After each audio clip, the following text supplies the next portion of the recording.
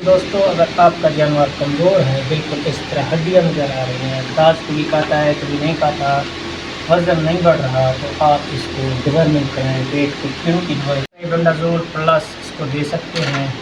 इसके जो कीड़े होते हैं अंदरूनी जिगर के, मैदे के, सब ख़त्म हो जाएंगे और खुराक भी इंशाल्लाह करेगा, वज़न भी करेगा।